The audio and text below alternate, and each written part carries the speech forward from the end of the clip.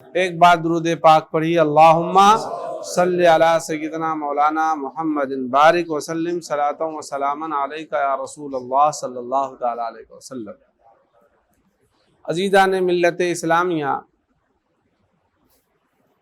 کل آپ نے حضرت سیدنا عثمان غنی رضی اللہ تعالی عنہ کی سوانح حیات کے کچھ گوشے سماعت فرمائے۔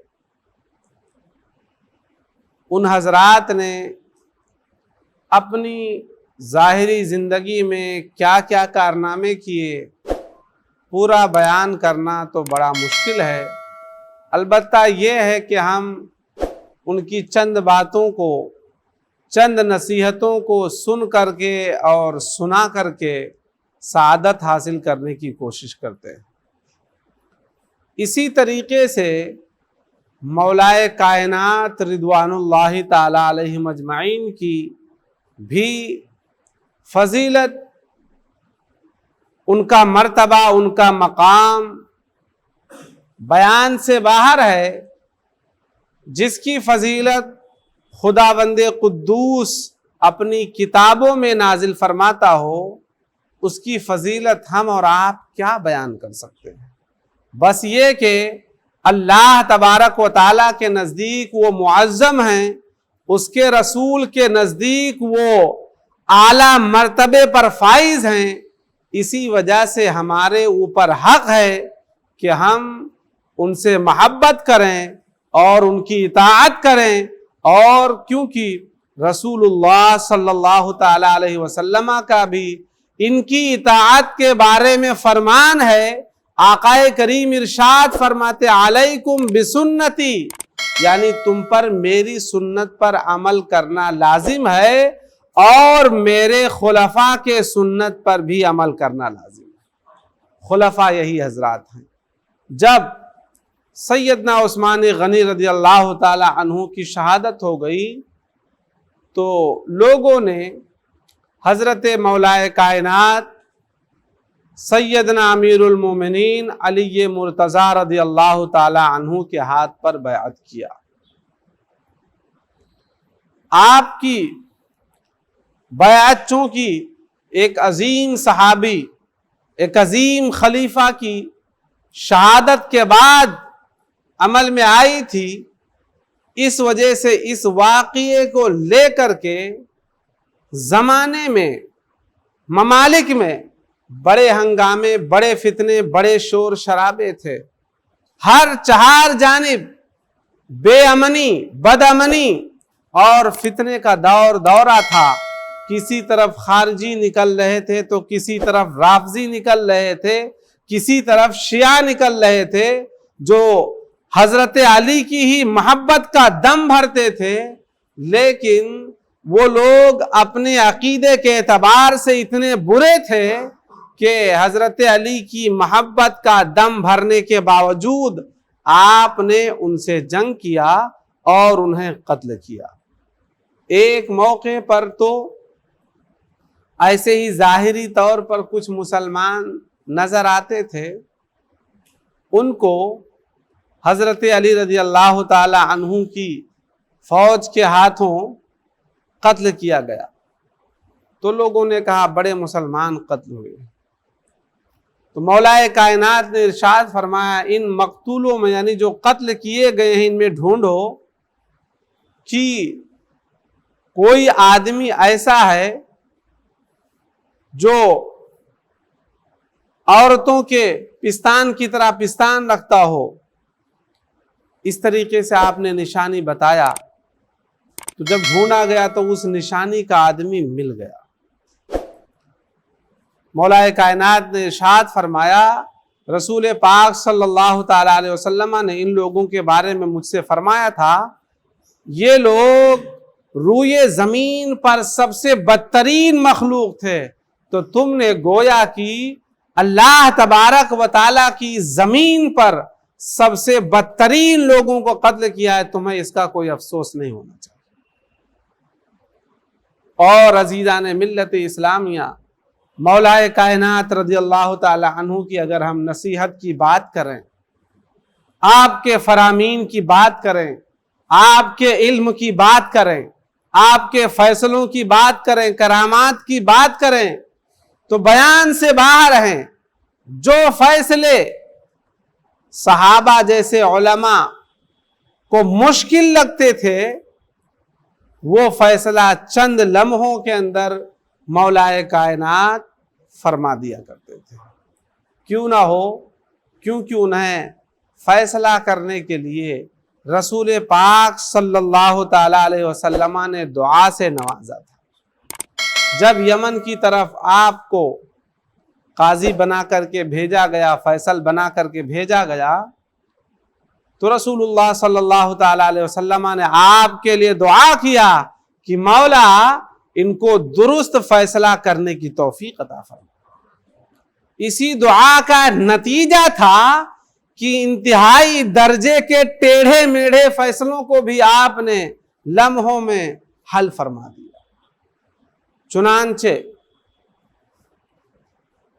روایتوں میں، تاریخ کی کتابوں میں، آپ کی سوانح عمری میں آتا ہے کہ آپ کے زمانے میں کوفے کے اندر، جبکہ دارالخلافہ کوفہ تھا، آپ دارالخلافہ میں تشریف فرما تھے کہ چند لوگوں کے بحث و مباحثہ کرنے کی آواز آئی۔ آپ نے ارشاد فرمایا کیا بات ہے؟ تو کہا گیا کہ ایک شخص اپنی بیٹی ہی کے اوپر الزام لگا رہا ہے۔ تو آپ نے بلایا کہ ان لوگوں کو سب کو اندر آنے دو۔ سب جب اندر آئے تو حضرت علی رضی اللہ تعالی عنہ نے اس سے پوچھا کیا بات ہے؟ تو اس نے کہا، لڑکی کے باپ نے کہا کہ اے امیر المومنین، اس لڑکی کو میں نے اتنی محنت سے پال کر کے جوان کیا، لیکن اس نے مجھے تو جوانی میں رسوا کر ڈالا۔ یعنی کہ اس پر زنا کا الزام لگ رہا تھا۔ حضرت علی نے جب لڑکی سے پوچھا تو اس نے کہا امیر المومنین، میں اللہ کی قسم کھا کر کے کہتی ہوں کہ میں بالکل بے داغ ہوں، میں نے کوئی بھی اللہ کی نافرمانی والا کام نہیں کیا ہے۔ تو حضرت علی نے ایک دایا کو بلایا اور ارشاد فرمایا کہ اسے چیک کرو کہ آیا اس کی بات حقیقت ہے یا غلط ہے۔ تو اس عورت نے، جو عورتوں کے معاملے میں مہارت رکھتی تھی، عورتوں کی طبیب تھی، اس نے جب اسے چیک کیا تو اس نے کہا امیر المومنین، حیرت کی بات ہے کہ لڑکی نے زنا بھی نہیں کیا ہے، مگر میں نے جو چیک کیا اسے حمل بتایا جا رہا ہے میرے علم کے مطابق۔ تو سب لوگ حیران ہوئے کہ عورت یہ بھی کہہ رہی اور یہ بھی کہہ رہی ہے، دونوں باتیں کیسے درست ہو سکتی ہیں؟ تو حضرت علی رضی اللہ تعالی عنہ نے ارشاد فرمایا ٹھیک ہے، برف کا انتظام کرو۔ جب برف کا انتظام کیا گیا تو آپ نے کہا اس پر لڑکی کو بٹھا دو، جو کچھ اس کے پیٹ میں ہوگا خارج ہو جائے گا، نکل جائے گا۔ تو جب دیکھا گیا برف پر بٹھانے کے بعد اس کے پیٹ سے خارج ہوا تو ایک کیڑا تھا۔ آپ نے ارشاد فرمایا کبھی نہاتے ہوئے یہ کیڑا اس کے پیٹ میں چلا گیا تھا اور اس کی پرورش ہوتی رہی جو حمل کی طرح دکھائی دیتا تھا۔ اب آپ دیکھیں کہ کس طریقے سے آپ نے اس عجیب و غریب چیز کی جو ہے، اور ایک پاک دامن لڑکی کی حرمت پر جو لوگ کیچڑ اچھال رہے تھے، سب کو آپ نے فیصلہ فرما کر کے بتا دیا کہ تمہاری یہ بات غلط ہے۔ اسی طریقے سے آج کے زمانے میں ڈی این اے ٹیسٹ ہوتا ہے کسی چیز کے بارے میں کہ یہ فلاں کا لڑکا ہے یا نہیں، اور بہت سارے معاملات کے لیے ٹیسٹ ہوتا ہے۔ لیکن اس زمانے میں آپ سوچئے حضرت علی رضی اللہ تعالی عنہ نے اس بارے میں کیا رہنمائی فرمائی تھی۔ آپ کی بارگاہ میں ایک واقعہ آیا، ایک مسئلہ آیا کہ ایک لڑکے کے اوپر اس لڑکے کے بارے میں جائیداد کے چکر میں کہا جا رہا تھا کہ یہ فلاں کا لڑکا نہیں، جبکہ اس کی ماں کا دعویٰ تھا کہ نہیں یہ اسی کا بیٹا ہے اور اس کے ساتھ زیادتی کی جا رہی ہے جائیداد ہڑپ کرنے کے لیے۔ تو حضرت علی رضی اللہ تعالی عنہ نے فرمایا ٹھیک ہے، پھر اس مسئلے کے لیے اس کے باپ کی قبر کو کھودا گیا۔ آپ نے فرمایا اس کے باپ کی ریڑھ کی ہڈی اسے سنگھا دو، اگر یہ اس کا بیٹا ہوا تو اس کے ناکوں سے خون نکل آئے گا، اور اگر بیٹا نہیں ہوا تو خون نہیں نکلے گا۔ تو جب حضرت علی رضی اللہ تعالی عنہ کی بات سن کر کے کیا گیا اس پر عمل، تو جب لڑکے کو ہڈی سنگھائی گئی تو اس کی ناکوں سے فوراً خون نکل آیا۔ آپ نے فرمایا الزام لگانے والے غلط ہیں کہ یہ اس کا بیٹا نہیں، اس کو وراثت سے پورا مال دیا جائے گا۔ تو عزیزان ملت اسلامیہ، ایسا فیصلہ انہیں کرنے کی کیوں نہ اللہ تعالیٰ قدرت دے، کیونکہ رسول پاک صلی اللہ تعالیٰ علیہ وسلم نے انہیں دعا سے نوازا تھا، انہیں باب مدینۃ العلم کہا تھا۔ یہ جملہ کہنے کے لیے تو بہت چھوٹا ہے، لیکن علم کے شہر کا دروازہ ہونا یہ اتنی بڑی بات ہے جس کا ہم اور آپ شمار نہیں کر سکتے۔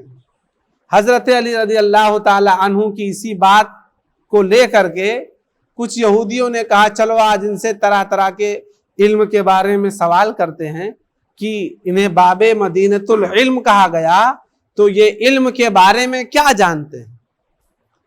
تو چند یہودیوں نے پلان بنایا کہ پہلے تم جاؤ اور ان سے پوچھو کہ علم اور مال میں کیا فرق ہے۔ حضرت علی رضی اللہ تعالی عنہ نے پہلے ارشاد فرمایا علم تو انبیاء کی وراثت ہے اور مال فرعون اور نمرود کی وراثت ہے۔ وہ چلا گیا۔ پھر دوسرا آیا، اس نے کہا علم اور مال میں کیا فرق ہے؟ آپ نے ارشاد فرمایا علم تمہاری حفاظت کرتا ہے اور مال کی تم حفاظت کرتے ہو، یہ فرق ہے۔ پھر تیسرا آیا، اس نے کہا کہ امیر المومنین بتائیں علم اور مال میں کیا فرق ہے؟ آپ نے ارشاد فرمایا مال بانٹنے سے گھٹ جاتا ہے لیکن علم بانٹنے سے بڑھتا ہے۔ تو عزیزان ملت اسلامیہ، جب ان لوگوں نے یہ سوال کیے اور ہر ایک کا الگ الگ جواب ملتا رہا، تو جب سب ختم ہو گئے تو آپ نے فرمایا اگر تم زندگی بھر علم اور مال کے فرق کے بارے میں سوال کرتے رہتے تو میں تمہیں الگ الگ ہی جواب دیتا رہتا۔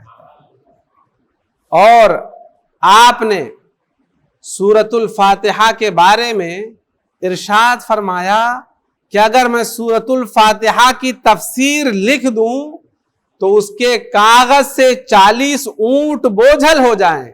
عزیزان ملت اسلامیہ، تو ان کے علم کا اندازہ کون کر سکتا ہے جس کا علم کا اعتراف صحابہ کرتے ہوں۔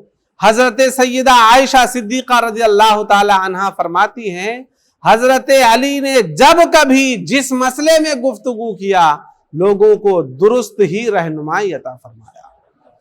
تو عزیزان ملت اسلامیہ، یہ ان پر اللہ کا خاص فضل تھا، خاص کرم تھا، اور مولا کائنات رضوان اللہ تعالی علیہم اجمعین کی شجاعت، بہادری اور بے نفسی کا بیان تو قرآن پاک خود کرتا ہے۔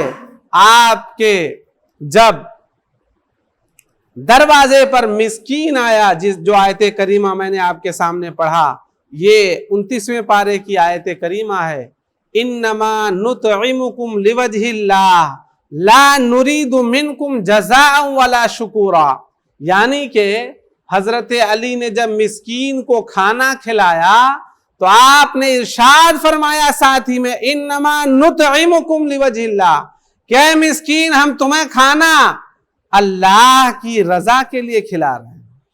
جو ہم نے 3 دن بھوکا رہ کر کے پانی سے افطار کیا، یہ ہم نے اس لیے تمہیں اپنا کھانا نہیں دیا کہ تم ہمارا شکریہ ادا کرو.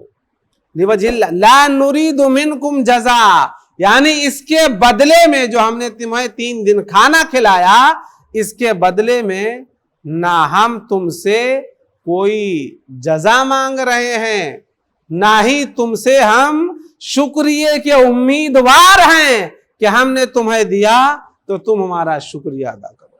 ورنہ آج کیا ہوتا ہے، یہ سب واقعات جو سنے اور سنائے جاتے ہیں، ان کا مقصد صرف اور صرف یہی ہے کہ اگر ہم کبھی کسی کے لیے کچھ کریں تو اس میں صرف اور صرف اللہ اور اس کے رسول کی خوشنودی ہم نظر میں رکھیں. اور عزیزان ملت اسلامیہ، جو شخص اس کی خوشنودی نظر میں رکھتا ہے، اللہ تعالیٰ اسے یہاں بھی دیتا ہے اور آخرت میں بھی عطا فرمائے گا.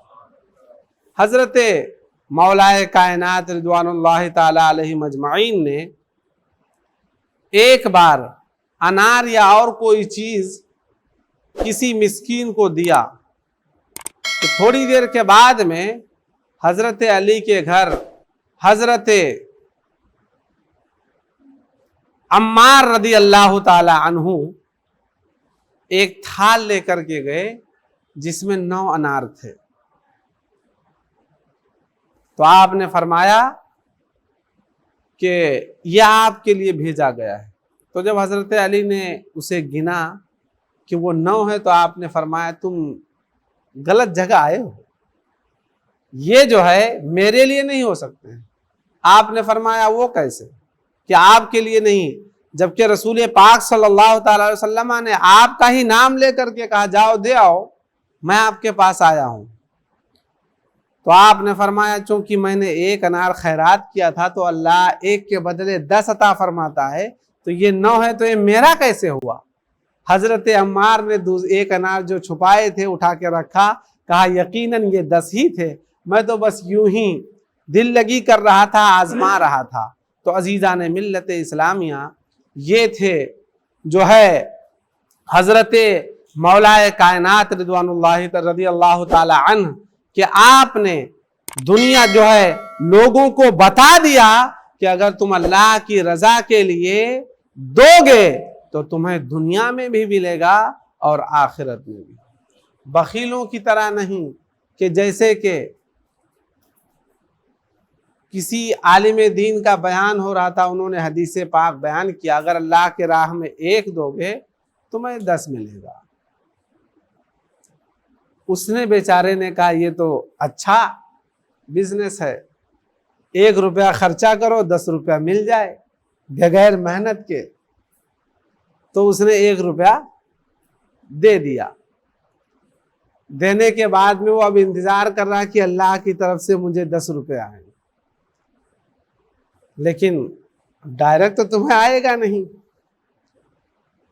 تو یہ سوچ سوچ کر کے بیمار پڑ گیا کہ خواہ مخواہ 1 روپیہ دے کر کے وہ بھی میں نے اپنا ضائع کر دیا، نقصان ہو گیا. اسی فکر میں یہ بیمار ہو گیا اور اسے پیٹ کی خرابی یعنی جلاب کی بیماری لگ گئی. اب یہ بار بار آ رہا تھا جا رہا تھا کہ اچانک سے ایک بار جو ہے جاتے ہوئے ٹھوکر لگی اور گر پڑا. سامنے دیکھا تو ایک پرس پڑا ہے، ایک بٹوا پڑا ہے. تو اسے جب کھول کر کے دیکھا تو اس میں 10 روپے تھے. تو خوش ہوا، لیکن ساتھ ہی میں اس نے کہا چلو اب کی بار جاتا ہوں جمعہ کو اور اس مولانا کو بتاتا ہوں. تو گیا، جب مسجد آیا تو بیان کے دوران کہا کہ مولانا صاحب آپ جب کوئی بات بتایا کریں تو پوری بات بتایا کریں. تو وہ بھی ڈر گئے کہ بھائی برسر مجمع کہہ رہا کہ میں کوئی بات ادھوری بتایا ہوں، پوری بتایا کروں. تو انہوں نے کہا بھائی کون سی ایسی بات ہمیں تم نے جو ہے تم کو ہم نے بتایا جو ادھوری تھی. تو اس نے کہا آپ نے ایک بار بیان کیا تھا کہ اگر اللہ کی راہ میں 1 دو گے تو 10 ملے گا. تو آپ نے فرمایا پھر اس میں کیا ادھورا رہ گیا؟ اس نے کہا آگے کا میں بتاتا ہوں. آگے کا یہ ہے کہ اس کے بعد بیمار پڑو گے اور جا کر کے کھیت میں جب گرو گے تب تمہیں 10 روپیہ ملے گا. تو ایسے بخیل جو ہے بھی دنیا میں پڑے ہیں کہ جو اللہ کی راہ میں دے کر کے فوراً ہی اس کے طلبگار ہوتے ہیں کہ ہمیں دنیا میں ہی مل جائے، جبکہ عزیزان ملت اسلامیہ ہم اللہ کے لیے جو نیکی کرتے ہیں اس کا مقصد یہ نہیں ہونا چاہیے کہ ہم نے 1 روپے آج اللہ کے لیے خرچ کیا تو کل ہمیں 10 روپیہ مل ہی جائے۔ اللہ تبارک و تعالیٰ تمہیں 1 کے بدلے میں 10 نیکیاں عطا فرمائے گا، اور بسا اوقات اللہ تبارک و تعالیٰ ہماری ضرورتوں پر نظر کرم کرتے ہوئے اس کا بدلہ دنیا میں بھی دیتا اور آخرت میں بھی عطا فرمائے گا۔ تو عزیزان ملت اسلامیہ، مولا کائنات رضی اللہ تعالی عنہ نے جو ہمیں سبق دیا، نصیحت دیا، اب آپ کے کچھ اقوال بتا کر کے میں بات کو انشاءاللہ ختم کروں گا۔ مولا کائنات رضی اللہ تعالی عنہ نے ایک بار لوگوں کو نصیحت کرتے ہوئے ارشاد فرمایا کہ تعجب ہے ان لوگوں پر جو ذرا سے کسی بدنی تکلیف پر کھانا پینا چھوڑ دیتے ہیں، یعنی کہ انہیں معلوم ہے کہ اگر فلاں چیز میں کھاؤں گا تو بیمار پڑ جاؤں گا یا اور کوئی مجھے تکلیف پہنچ جائے گی، تو اس چیز کو نہیں کھاتے۔ یہ ہر کوئی کرتا ہے اور کرنا بھی چاہیے، بلا وجہ اپنے آپ کو نقصان پہنچانے کی اصلاً ضرورت نہیں ہے آدمی کو۔ اسی لیے تو مسئلے کے طور پر ہے نا کہ سڑا ہوا کھانا، گوشت وغیرہ یہ سب کھانا جائز نہیں ہے۔ اگر کوئی سڑا ہوا کھانا کھاتا تو گویا کہ وہ گناہ کرتا ہے، گناہ گار ہے، کیونکہ سڑا ہوا کھانے سے آدمی بیمار ہو جائے گا، اسے تکلیف ہوگی، اور اپنے آپ کو بیماری سے، ضرر سے بچانا یہ مسلمان پر فرض ہے۔ بلا وجہ اپنے آپ کو ہلاکت میں نہیں ڈالنا چاہیے، یہ گناہ قرار دیا گیا۔ تو حضرت علی فرماتے ہیں کہ تم طبیعت کے خرابی کو لے کر کے کھانا چھوڑ دیتے ہو، لیکن جہنم کے دائمی عذاب کو دیکھ کر کے، جہنم کے کڑے عذاب کو دیکھ کر کے جو آدمی گناہ نہیں چھوڑتا اس پر انتہا درجے کا تعجب ہے۔ اور یہ کتنے پتے کی بات ہے عزیزان ملت اسلامیہ کہ واقعتاً آدمی جو ہے دنیاوی نقصان کو دیکھ کر کے بہت سارے کام چھوڑ دیتا ہے، لیکن اخروی نقصان کو نظر انداز کر کے گناہوں میں مبتلا رہتا ہے۔ اللہ تبارک و تعالی ہمیں آپ کو سب کو حضرت علی کے اس قول پر عمل کی توفیق عطا فرمائے۔ درود پاک پڑھی، اللہم صلی علی سیدنا مولانا محمد بارک وسلم صلاۃ و سلام علیک یا رسول اللہ صلی اللہ تعالی علیہ وسلم۔ تو عزیزان ملت اسلامیہ، مولا کائنات رضی اللہ تعالی عنہ کی تو ویسے بہت سی نصیحتیں ہیں، جیسے کہ آپ نے شہادت کے وقت میں حضرت سیدنا امام حسن رضی اللہ تعالی عنہ سے ارشاد فرمایا تھا کہ بیٹا سب سے بڑی تونگری، سب سے بڑی مالداری عقل ہے، اور سب سے بڑی مفلسی یہ بے وقوفی ہے۔ اور پھر ارشاد فرمایا کہ تم ہمیشہ فاسق و فاجر سے بچو، ورنہ یہ تمہیں جس سے قریب ہونا چاہیے اس سے دور کر دیں گے، اور جس سے دور ہونا چاہیے اس سے قریب کر دیں گے۔ تو ایسے آدمیوں کی صحبت سے مولا کائنات نے ہمیں بچنے کا حکم فرمایا۔ جو گناہوں میں، فسق و فجور میں مبتلا رہتا ہو تو ہمارے لیے ضروری ہے کہ ہم فسق و فجور سے خود بھی بچیں اور فسق و فجور میں مبتلا رہنے والوں سے اپنے آپ کو بچائیں۔ اللہ کی بارگاہ میں دعا ہے کہ مولا ہم سب کو اور تمام مسلمانوں کو مولا کائنات کے فیصلوں پر اور ان کی نصیحتوں پر عمل کی توفیق عطا فرمائے۔ کھڑے ہو کے صلاۃ و سلام۔